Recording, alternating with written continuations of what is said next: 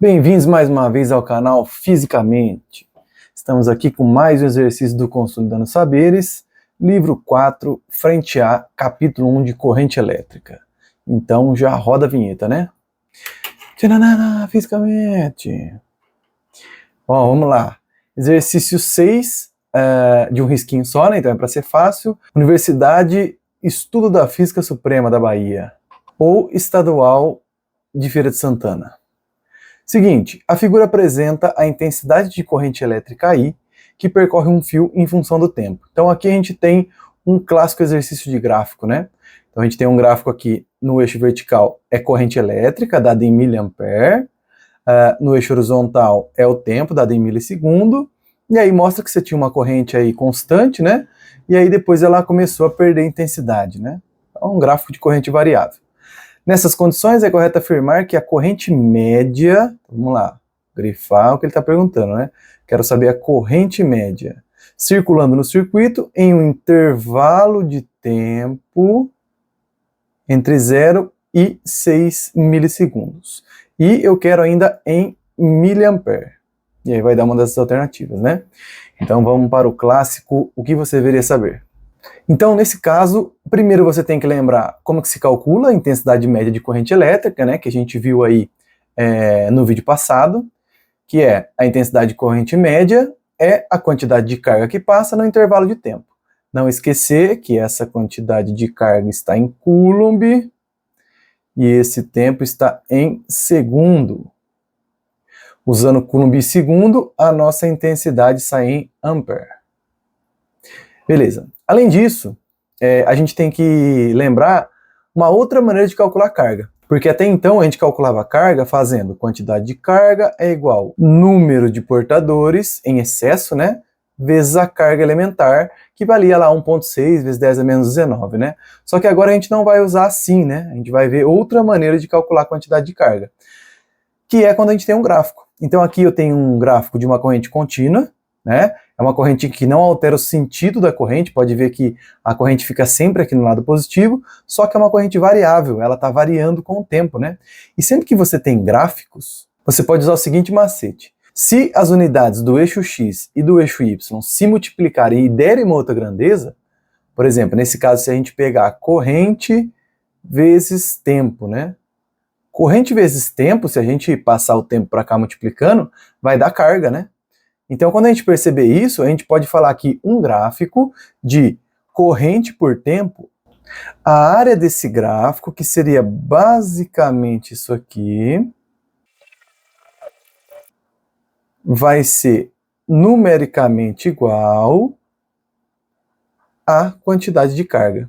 Então, pode ver, ó, I vezes T vai dar carga. Então, o gráfico de I por T vai dar carga também. A área desse gráfico vai dar carga, tá? Se a gente vem aqui para o segundo exemplo, ó, aqui a gente já tem uma corrente alternada. Por que alternada? Porque ora ela está no sentido, né, no sentido positivo, ora ela está no sentido negativo. Então ela também é uma corrente variável. A gente também pode calcular a área e com a área ter o valor da carga. Só que aqui tem que tomar cuidado. A área que está acima do gráfico, essa daqui, que eu vou chamar de área 1, eu vou precisar fazer ela menos o valor da área 2, que é negativa, que seria essa área aqui. Essa é a nossa área 2. Então, nesse caso específico, né, quando a gente tem uma corrente alternada, a quantidade de carga vai ser o valor da área 1 menos o valor da área 2. Tomar cuidado com esse detalhe, né? Enfim, basicamente é lembrar da nossa equação de intensidade de corrente elétrica média e lembrar agora que sempre que você fizer a área de um gráfico de corrente por tempo, vai te dar a quantidade de carga. Então, vamos voltar para o exercício. Então, nesse exercício, como ele quer a corrente elétrica média, então a gente vai colocar lá I médio, né? É o que a gente quer descobrir. Só que isso tem que ser dado em miliampere, não pode esquecer disso no final, hein? Então, a única maneira de achar a corrente média é fazendo a quantidade de carga dividido pelo intervalo de tempo.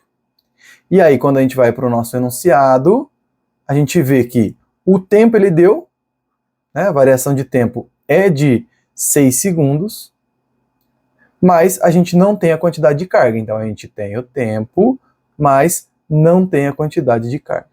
Então, para poder descobrir a corrente, que é o que ele está pedindo, a gente primeiro precisa achar a quantidade de carga. E como você já deve desconfiar, o gráfico está aí para isso, né? Se a gente fizer a área desse gráfico, vai dar exatamente a quantidade de carga que está passando nesse fio. Então vamos lá. Se eu for um aluno aplicado de matemática, eu já sei que a área desse gráfico aqui é uma figura geométrica conhecida, né? Que figura geométrica é essa aqui? É um trapézio. E área de trapézio, eu também sei que é base maior, que seria esse pedaço aqui, né? Ó. Base maior, mais a base menor, que seria esse pedacinho aqui de cima. Esses dois somados eu vou multiplicar pela altura, que seria esse pedaço aqui, e aí vou finalmente dividir por 2, né? Então essa é a fórmula do trapézio. Só que aqui, antes da gente jogar na fórmula do trapézio, a gente tem que tomar cuidado com unidade, né? Lembrando que, para a gente achar a nossa carga em Coulomb, o nosso tempo tem que estar em segundo e a nossa corrente tem que estar em ampere.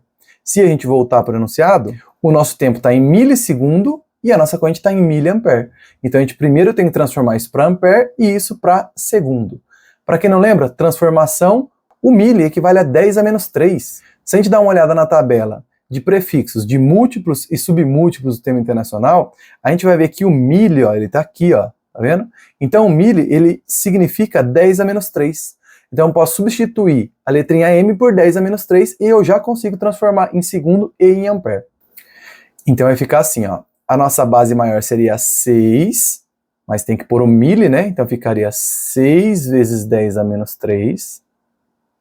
Vou somar com a nossa base menor, que vai ser o 2, milissegundo também. Então tem que acrescentar o 10 a menos 3. Vezes a nossa altura é 12 miliampere. Tem que acrescentar o 10 a menos 3 também.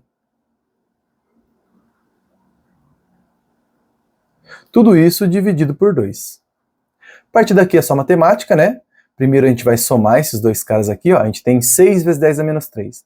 Com 2 vezes 10 a menos 3, é só juntar o 6 com 2, né? É como se eu tivesse 6 quadradinhos mais 2 quadradinhos. Então vai dar 8 quadradinhos. Então fica 8 vezes 10 a menos 3.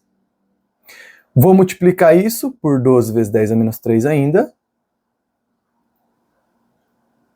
E pegar o resultado e dividir por 2. Uma dica, como a gente só tem multiplicação e divisão, então eu posso primeiro fazer essa divisão aqui, né? Ó. 12 por 2, o resultado é 6. Então eu já elimino a fração. Então isso vai ficar 8 vezes 10 a menos 3, vezes 12 por 2, 6 vezes 10 a menos 3. Aí finalmente, 8 vezes 6, 48. E potência de 10 com potência de 10, né? 10 elevado a menos 3 vezes 10 elevado a menos 3, conserva a base e somos expoentes, né? Então, conserva a base que é 10, aí vai ficar menos 3, mais, que a gente está somando os expoentes, o outro menos 3. Então, tem uma regrinha do sinal aqui, né? Mais com menos vai dar menos, então fica menos 3, ou seja, a nossa área, né, que consequentemente é a nossa carga, vai ser 48 vezes 10 a menos 6 coulombs. Beleza? Acabamos aí? Não, né? Achamos o valor da carga. Agora basta a gente substituir na formulinha de corrente, né? Então, vou pegar ela aqui, ó. A nossa corrente média vai ser igual carga que a gente acabou de descobrir, 48 vezes 10 a menos 6, dividido pelo tempo que demora, 6 milissegundos. Escrevi errado aqui, gente. Deixa eu apagar. Isso é milissegundo, né? Então, lembrar que como tem o mzinho, tem que substituir por 10 a menos 3 também. Então, fica 6 vezes 10 a menos 3. Agora sim, número com número, potência de 10 com potência de 10. Então fica 48 dividido por 6 vai dar 8. Divisão de mesma base, conserva a base e subtrai os expoentes. Menos 6, menos 3. Outra regrinha do sinal, vai virar um mais, né? Então, finalmente, a nossa corrente média vai ser 8 vezes 10A. Menos 6 mais 3, estou devendo 6, tenho 3, vai ficar devendo 3 ainda. Ok? Qual é a nossa unidade aqui? Ampere, né? Ah, mas professor, o exercício pediu em miliampere. Como a gente estava substituindo 10 a menos 3 por m, a gente pode fazer o contrário, né? Trocar esse 10 a menos 3 aqui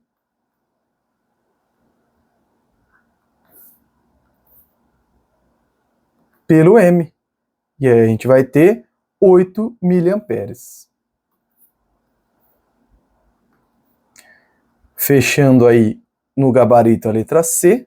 Bom, exercício então, que a gente teve que trabalhar aí com potências de 10, então tem que dominar bem aí a parte de matemática de potência, né? Mas basicamente foi aplicar a formulinha da área de um trapézio e substituir na fórmula de corrente elétrica. Então é isso, gente. Fui.